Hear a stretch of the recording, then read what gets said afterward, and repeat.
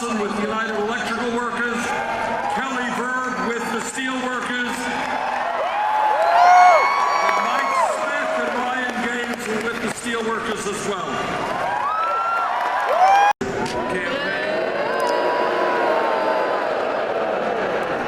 Well, a lot has changed in 11 months.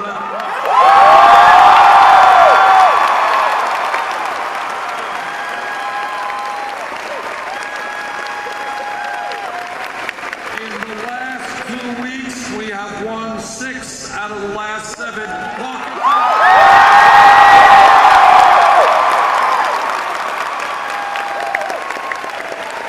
and we've won them all by landslide victories.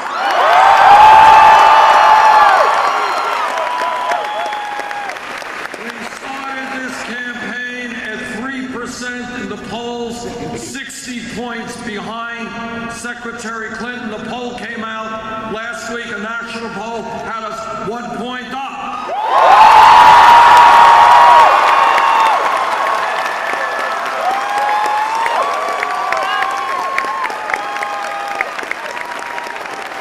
We are fighting hard in Wisconsin, which has their primary on Tuesday, then to New York, and then on April 26th here in Pennsylvania.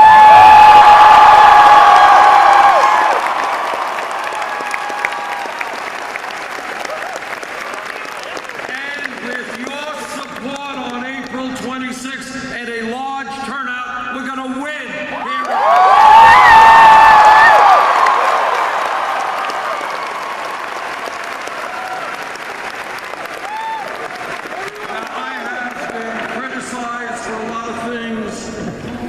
Campaign. One of the criticisms thrown at me is, well, Bernie Sanders can't win in a general election, can't defeat a Republican. CNN poll last week, Hillary Clinton did very well. She was beating Donald Trump by 12 points. We were beating him by 20 points.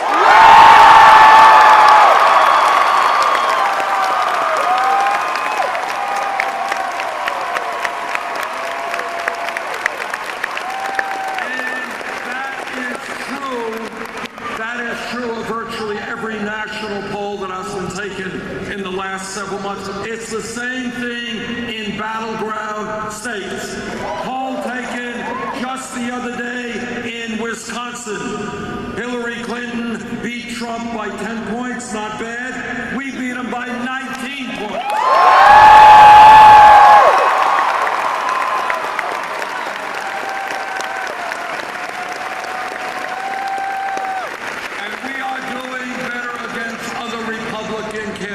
Than she is. Not only can we win the Democratic nomination, we can win, with your support, the general election.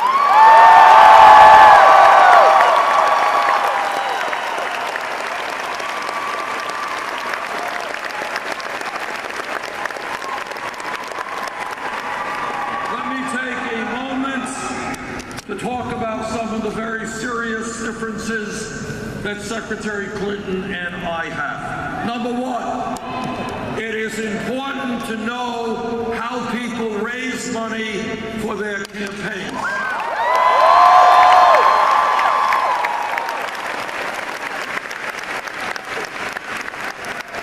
When we began this campaign, way back when, we had to make a decision. Do we establish, like every other campaign, a super PAC and beg billionaires for campaign contributions? That's exactly what we concluded. We have done it a different way. We have gone to the working class and the middle class and said, we will stand with you if you stand with us.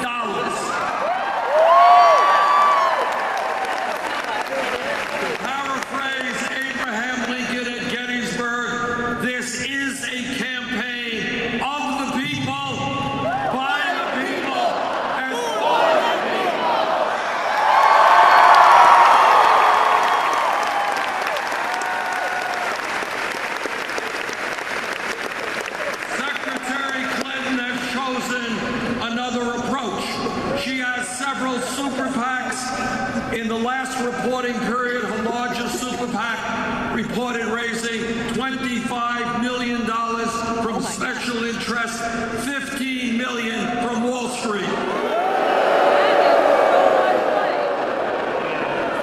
The Secretary has also given, as you may know, speeches behind closed doors in Wall Street for $250,000 a speech. You know, I think that if you get paid $250,000 a speech, it must be an extraordinary, mind-blowing, earth-shattering speech. It must be a speech that reveals all kinds of truths. It must be a speech written in Shakespearean prose.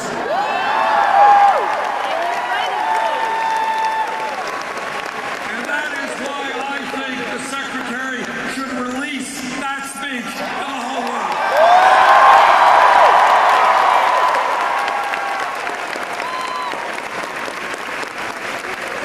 Now, Secretary Clinton says, well, she is prepared to release those transcripts if other candidates release their transcripts. So I have here this morning a major announcement to make in Pittsburgh. I am announcing that I will release all of the transcripts of all of the speeches that I have given to Wall Street.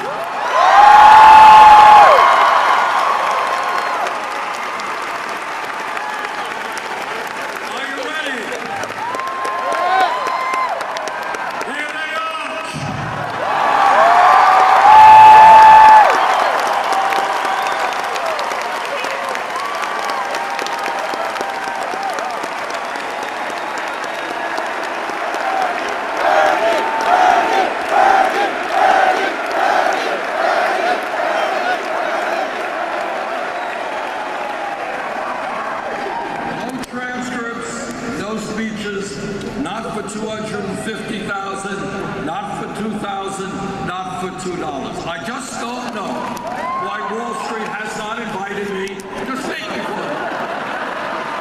You know, I got my cell phone on, I'm waiting for the call. Maybe it has something to do with the fact that I would tell them that their greed, their recklessness, and their illegal behavior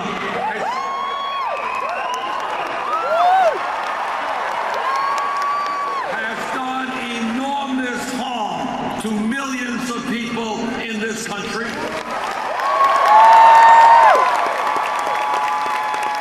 Maybe I would tell them that we bailed them out because the big banks were too big to fail, but 3 out of the 4 largest banks today are bigger than they were when we bailed them out because they were too big to fail. And maybe I would tell them institutions like Goldman Sachs reach a settlement with the government for $5 billion because of their illegal activities, maybe some of their executives might face criminal justice charges.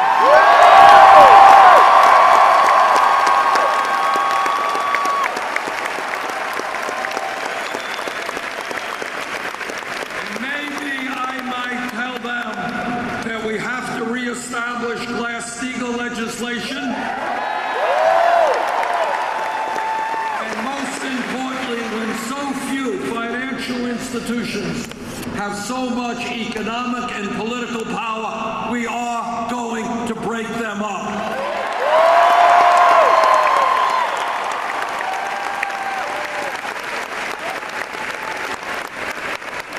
Maybe that's why they haven't invited me to speak to Wall Street. Now, Secretary Clinton and I also have a very, very different perspective on trade. And you've heard some of the folks from the United Electrical Workers and the Steel Workers talk about what trade and our disastrous trade policies have done to working people in this country. When I came to Congress in the early 1990s, I didn't need a PhD to understand that these trade policies were written by corporate America for one very simple purpose. And that purpose was to not have to pay workers in this country a living wage.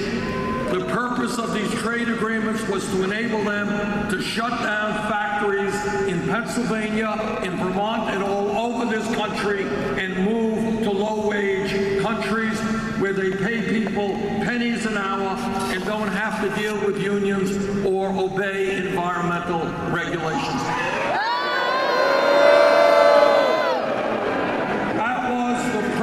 Of those trade agreements, and that is exactly what has happened over the last 30 years. We have lost since 2001 almost 60,000 factories in this country and millions of decent paying jobs. There was once a time when people could get a job in manufacturing, earn good wages, good health care, decent pensions. Those jobs increasingly are gone, and the new jobs are McDonald's and Burger King. Yep. Let me just give you a very few examples of how our disastrous trade policies have impacted the people of Pennsylvania. 2013, General Electric announced that it would be eliminating 950 jobs at its Pennsylvania locomotive plant in Erie, moving many of those jobs to Mexico. Last year, Allegheny Technologies shut down 2 steel plants in western Pennsylvania, laying off 600 workers, moving to China. 2009, Hershey shut down its York Peppermint Patties plant in Reading, destroying 300 jobs, and moved that plant to Monterrey, Mexico, where workers are paid a fraction of the wages that workers here are paid. Oh, the candy isn't even good. It's not worth it. In 2008, Sony closed the last TV manufacturing plant in America in Westmoreland, destroying 560 jobs, and moved that plant to Baja, Mexico. And on it goes. I have opposed from day one in Congress every one of these disastrous trade agreements.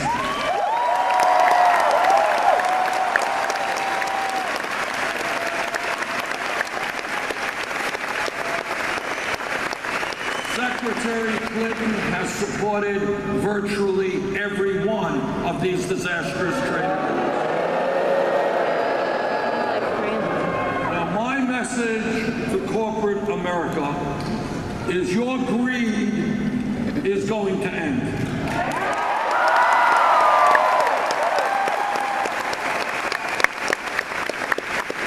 We're not going to continue to deindustrialize the United States of America.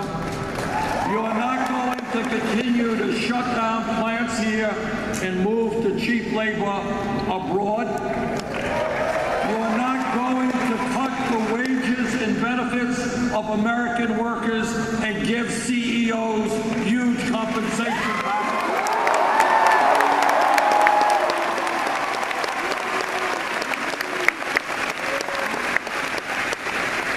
Together, we are going to create an economy that works for all of us, not just the 1%.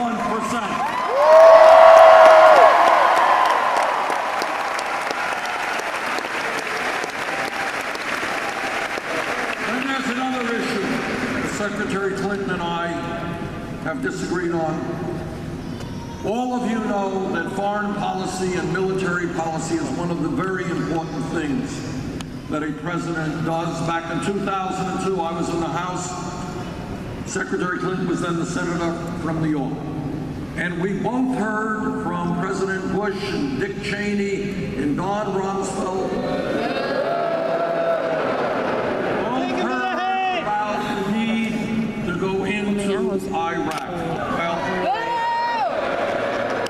I listened very carefully to what they said. I didn't believe them. I voted against the war in Iraq.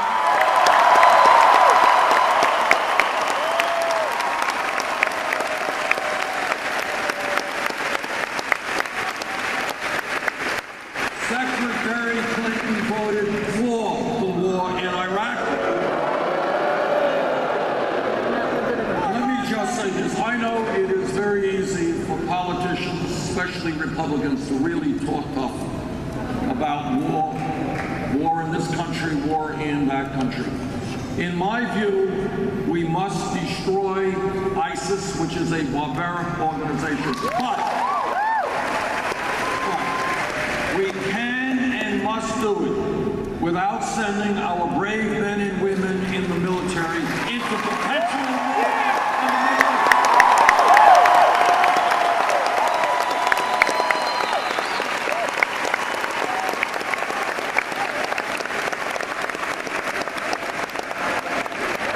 No more stupid wars.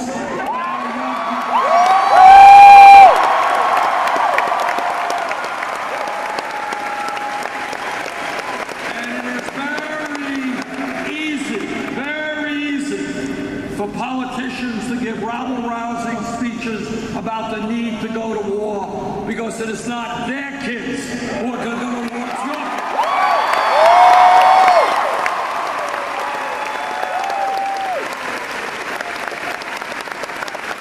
And by the way, while some of these guys talk big about war and sending our young people off to get killed and mutilated, they sometimes forget about those people when they come home as our veterans.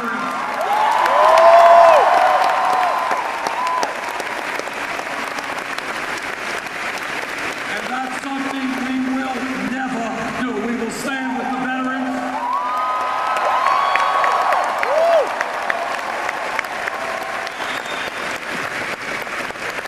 Now, this campaign is doing so well because we are doing something unusual in American politics.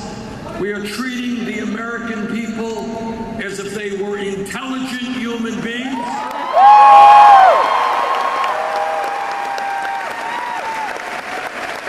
And we are telling them the truth, even if it's a hard truth.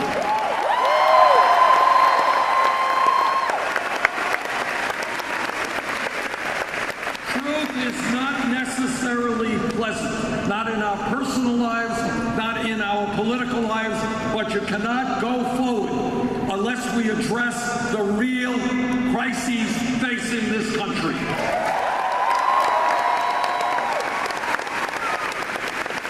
Crisis number one. Today we have a campaign finance system which is corrupt and is undermining American democracy.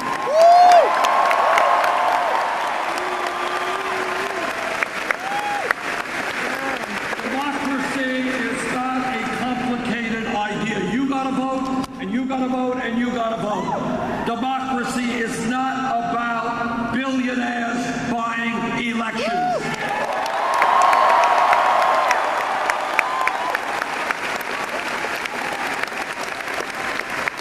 And the Koch brothers and a handful of billionaires are going to spend $900 million in this election cycle.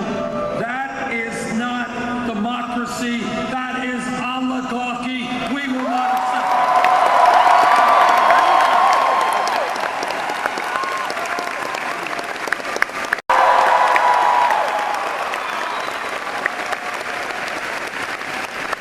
And when Republican governors all over this country are trying to suppress the vote, trying to make it harder for people to come up,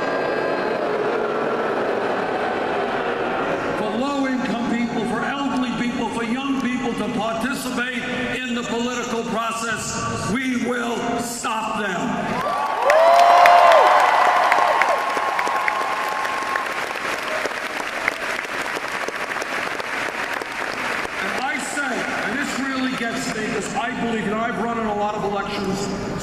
sometimes I've lost, sometimes I've won. That's democracy. But I really get outraged by Republican governors who do not have the guts to participate in free and fair elections.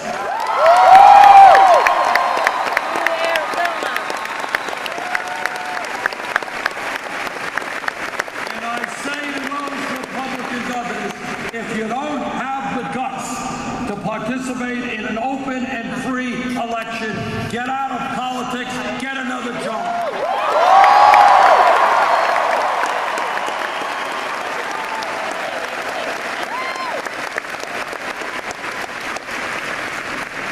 But it's not just a corrupt campaign finance system that we have to deal with. It is a rigged economy. Here is what a rigged economy is about. You don't see this on TV too often. Don't read about it in the newspapers, but this is what a rigged economy is about. It is about today the top 1/10 of 1% now owning almost as much wealth as the bottom 90%. It is about the wealthiest 20 people in this country owning more wealth than the bottom half of America, 150 million Americans. Make them millionaires.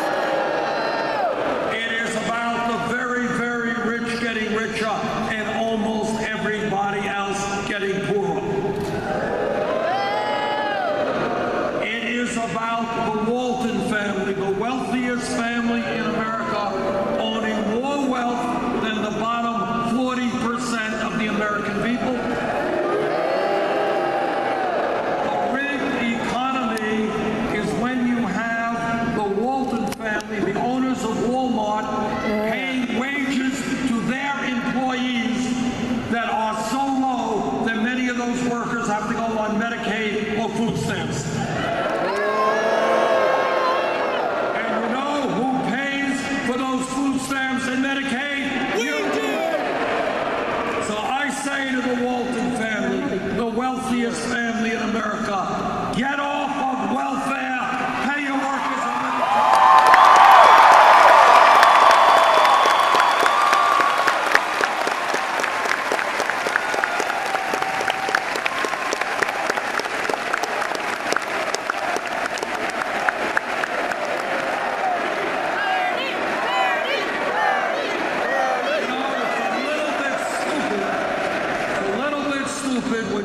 When struggling working class families have to subsidize the wealthiest family in America. We're going to end that.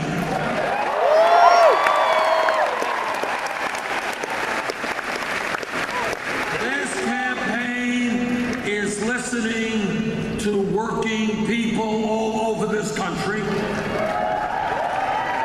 And what workers are telling me is they cannot make it on $8, $9, $10 an hour. And that is why we're going to raise the minimum wage to a living wage, $15.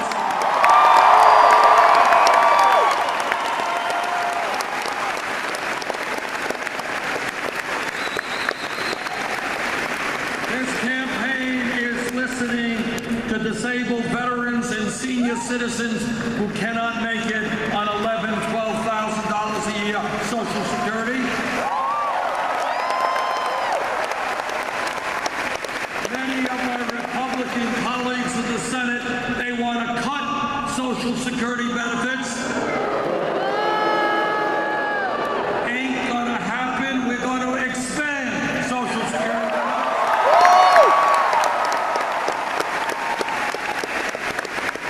This campaign is listening to women. I'm one of those. And what women are saying is they are tired of working for 79 cents on the dollar compared to men.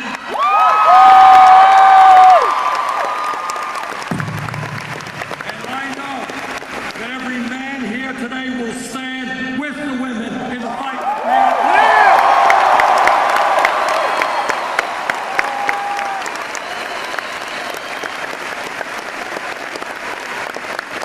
This campaign is listening to young people.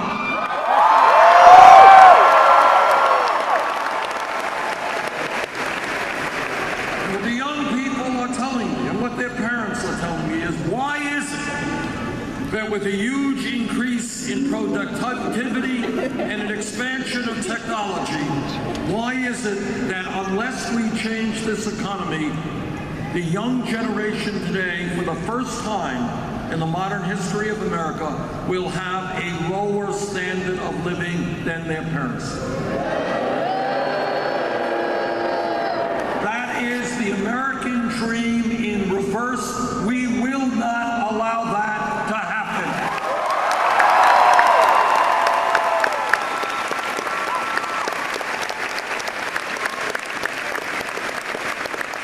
Young people, they're saying, Bernie, our parents, our teachers, everybody said, it's important that we get the best education that we can. That in a global economy, we need the best educated workforce in the world. And then these young people are asking, why is it? After we did what we were supposed to do, we went out, we got a good education. Why are we $50,000, $70,000 in debt?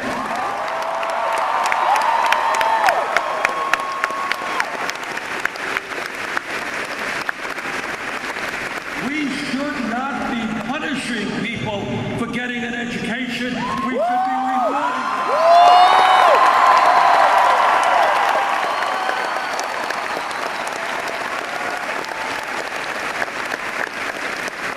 You know, 50 years ago, high school degree, you got a high school degree, the likelihood is you were going to go out and get a pretty good job, make it into the middle class.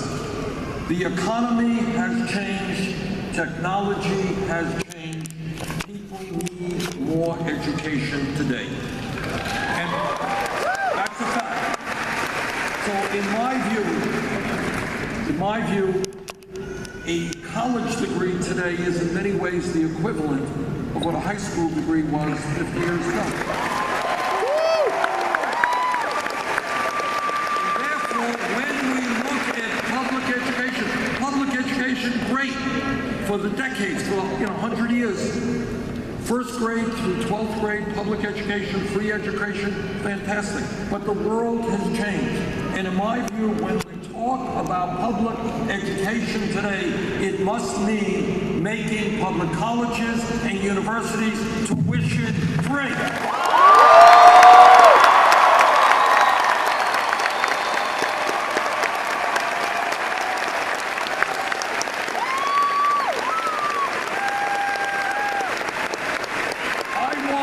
I grew up in a family, my parents never went to college. I want every kid in Pittsburgh in the 4th grade, in the 6th grade, no matter what the income of their families may be, I want those kids to know that if they do their schoolwork well, if they take school seriously, yes, they will be able to go to college.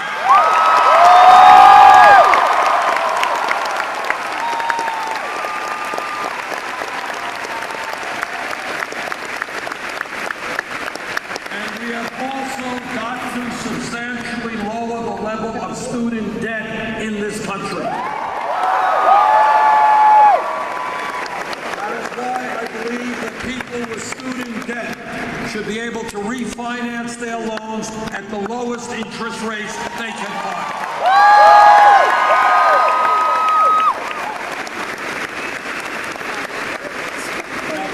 Say, well, Bernie, you're Santa Claus, you're giving away all of these nice things. How are you going to pay for it? Well, let me tell you exactly how we are going to pay for it.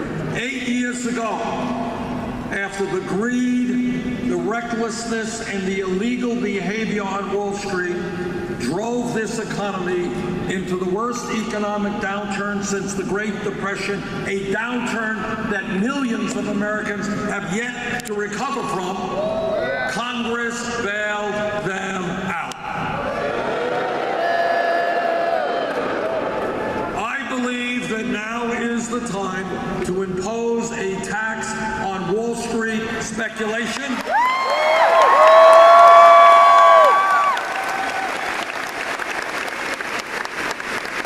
If we can bail Wall Street out, now it is Wall Street's time to help the working families.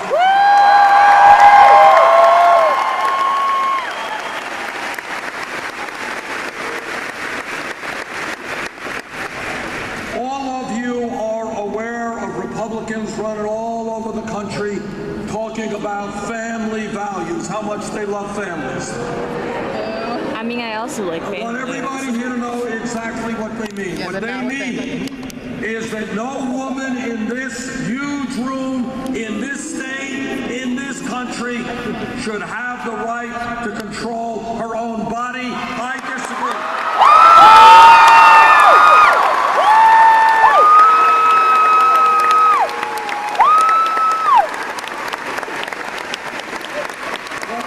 Yay! Family values mean is that our gay brothers and sisters should not have the right to marry. I disagree.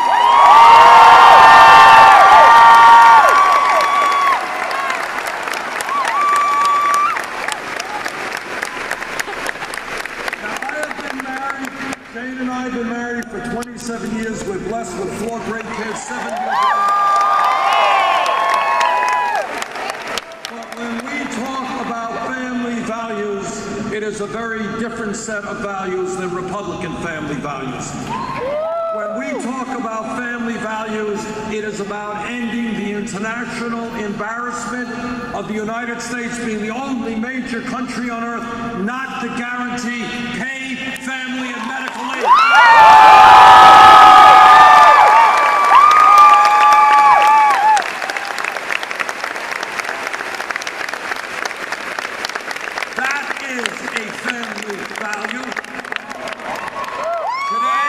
Pennsylvania and Vermont, working class women are giving birth, but they will have to separate themselves from their beautiful newborn babies in 1 week, 2 weeks, 3 weeks, because they have to go back to work to earn income. You are absolutely right. That is a total disgrace, and we will join the rest of the world. We're going to pass 3 months paid family benefits.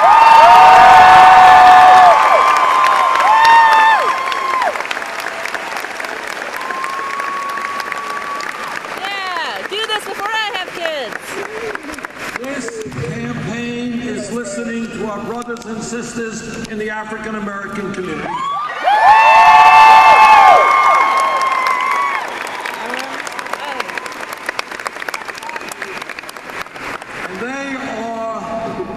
Asking me, how does it happen that we have trillions of dollars to fight a war in Iraq that we never should have gotten in, but somehow we don't have the money to rebuild inner cities all over this country?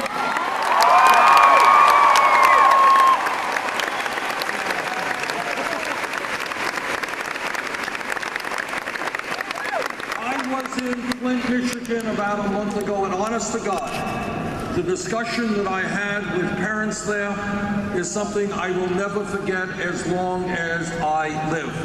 Talking to parents who have seen the cognitive capabilities of their children deteriorate over several years because their kids were drinking poisoned water. It is not only Flint, it is cities and communities all over this country. Water systems falling apart, wastewater plants, educational systems, healthcare systems. We have got to get our priorities right. We can rebuild inner cities in America.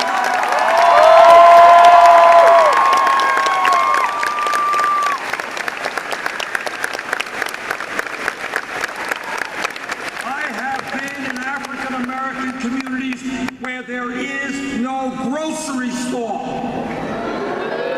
What? Where there is no bank branch. People got to go to payday lenders and get ripped off. Unbelievable. We will change that, and when we rebuild inner city America, we create millions of jobs doing that.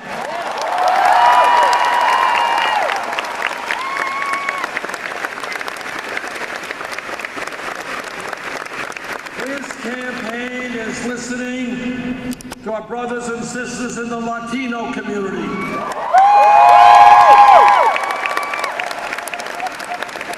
There are 11 million undocumented people in this this country, many of them are being exploited, living in fear, living in the shadows. I want comprehensive immigration reform and a path toward citizenship.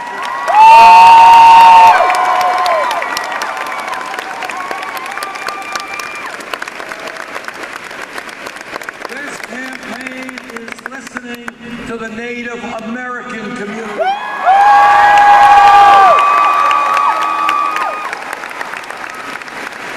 Native Americans have been lied to, they have been cheated, the treaties they negotiated have been abrogated from day one. That has got to change.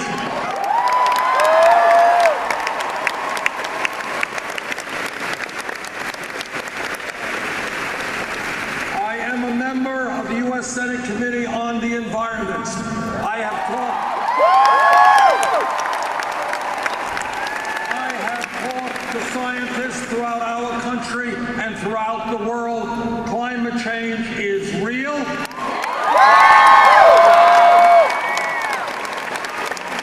Climate change is causing devastating problems in our country and around the world. And climate change is caused by human activity.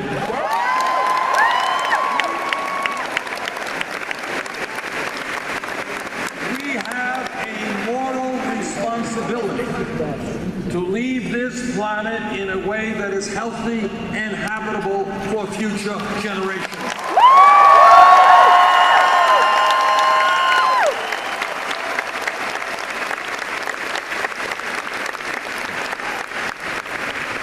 We have got to work with countries all over the world, China, Russia, India, all countries.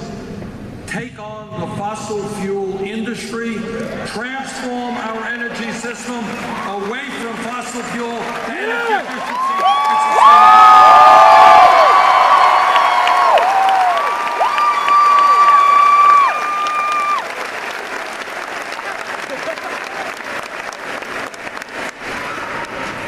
Every major country on earth, every major one, the UK, France, Germany, Italy, Holland, Scandinavia, Canada, every major country on earth guarantees health care to all of their people as a right.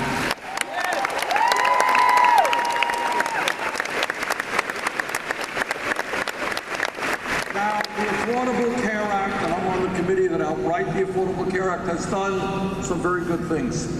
We have done away and eliminated this obscenity called pre-existing conditions.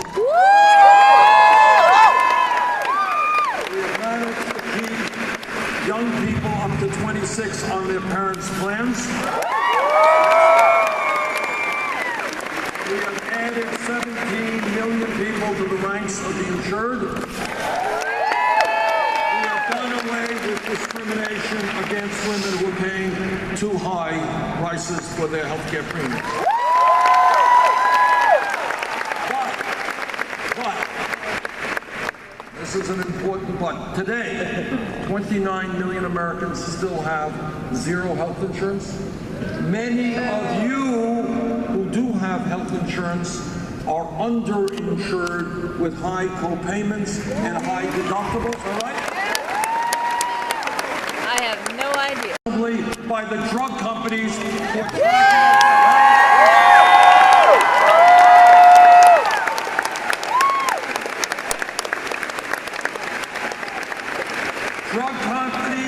charging us the highest prices in the world for prescription drugs. You want to hear about crazy?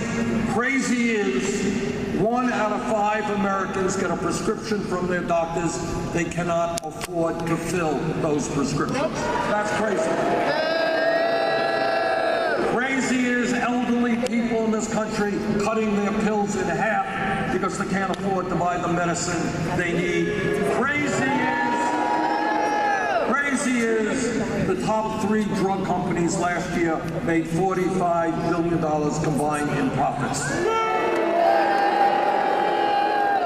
They make huge profits and people die in this country because they cannot afford the medicine they need. Meanwhile, on top of all of that, we end up paying far more per capita for health care than do the people of any other country. Almost 3 times the British, 50% more than the French, far more than the Canadians. And that tells me that the time is long overdue to understand that in America we have got to recognize health care is a right of all people.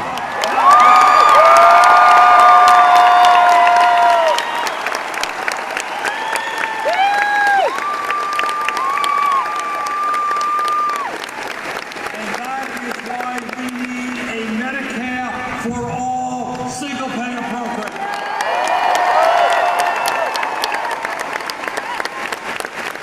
That program will save middle-class families thousands of dollars a year on their health care bills, save small and large businesses substantial sums of money, and will improve the health of all Americans.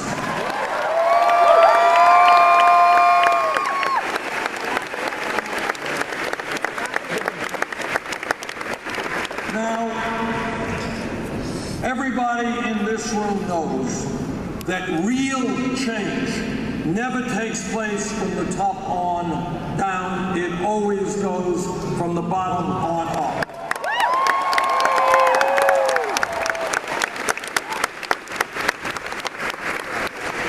Our brothers and sisters here in the trade union movement know that 100+ years ago, when workers had no power on the job at all, they're working 7 days a week, 14 hours a day, they could be fired arbitrarily. That in order to gain dignity on the job, millions of workers all over this country came together and they said, we're not animals, we're human beings, and we are going to form trade unions.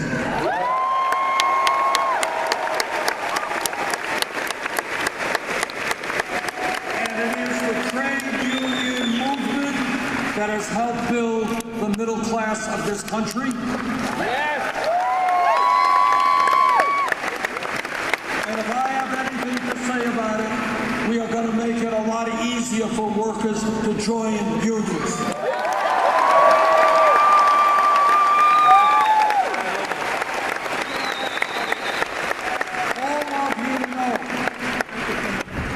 But not just for the last 50 years, but for hundreds of years, African Americans and their allies came together. We don't know how many people were killed in the fight for racial justice, how many people went to jail, how many people were beaten. But we do know that millions of people stood up and said, racism, bigotry, segregation is not acceptable in the United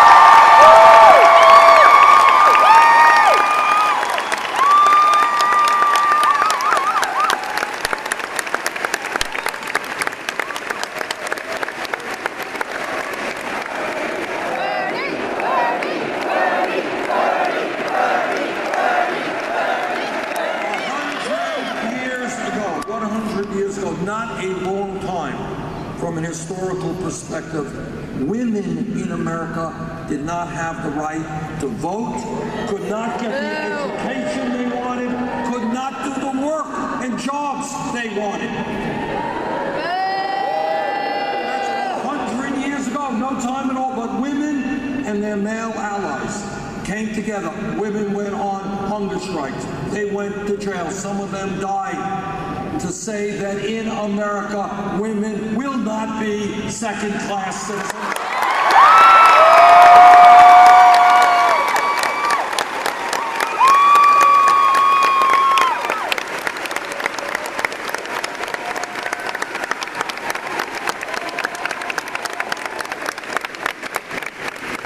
If we were in this room 10 years ago, which is no time at all, 10 years ago, somebody jumps up and says, you know, Bernie, I think that gay marriage will be legal in 50 states in this country in, say, the year 2015. The person next to him would have said, what are you smoking? You're crazy. Which raises a whole other issue, but...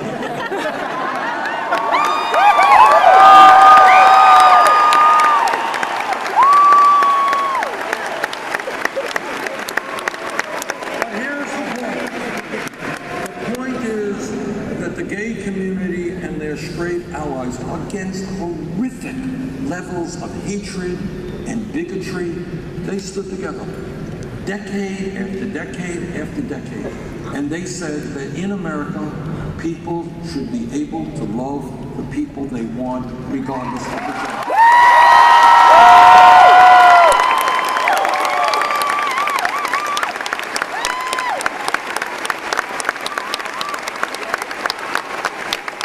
Let me give you another example, even closer to home. Just listen to this. If we were here, say, 6 or 7 years ago, 5 years ago, somebody jumps up and says, you know, Bernie, this $7.25 federal minimum wage, that's absurd. It's a starvation wage. Nobody can live on it. We got to raise the minimum wage to $15 an hour. The person next to him would have said, $15 an hour? You want to double the minimum wage? You're nuts. You're crazy. You're radical. It can't happen. Maybe $8 an hour, maybe $9 an hour, $15 an hour. Be realistic. And then you know what happened? As a result of the efforts of the trade union movement, people in the fast food industry, in McDonald's, in Burger King, in Wendy, they went out on strike. They stood up. They fought back.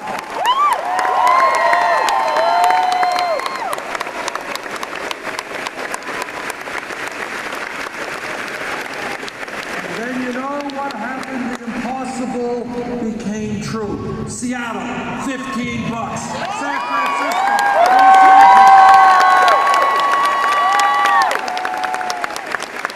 Oregon, California, New York State. And if I have anything to say about it, $15 an hour in every state in this country.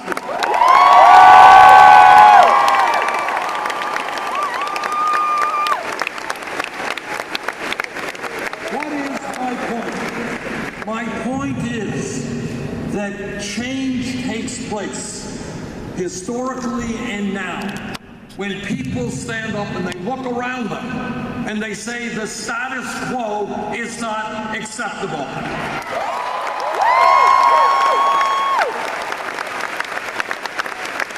When the exploitation of workers or racism or sexism or homophobia is not acceptable, we change things.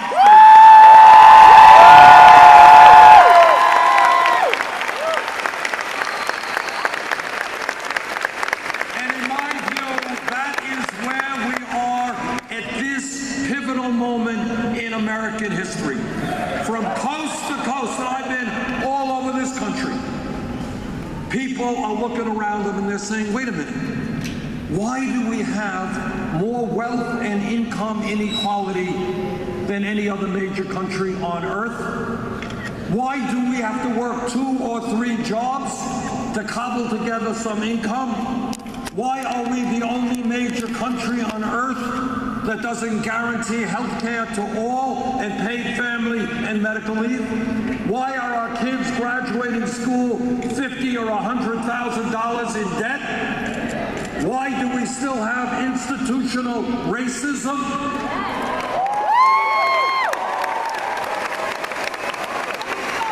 And unarmed people being shot by police officers?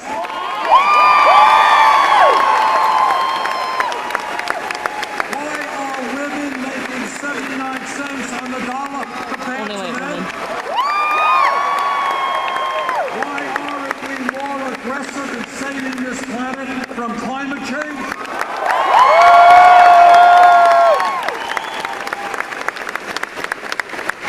People are looking around and they're rejecting the options that the corporate media gives us.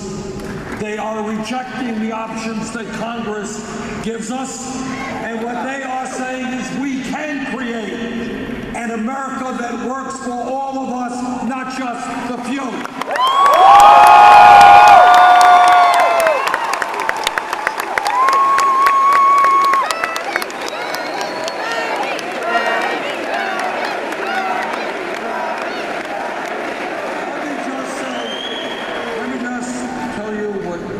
Candidate for president will tell you.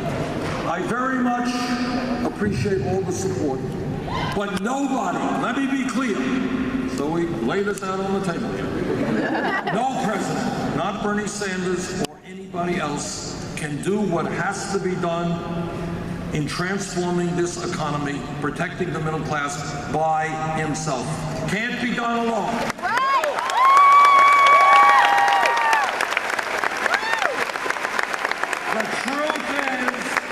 The truth is that Wall Street, corporate America, the wealthy campaign contributors, and the corporate media who tell you what you should see or not see are much too powerful.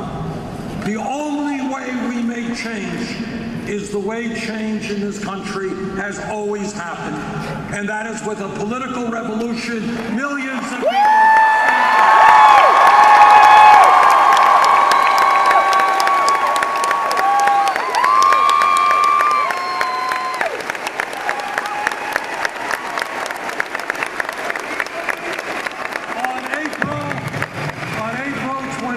There will be a very important primary here in Pennsylvania.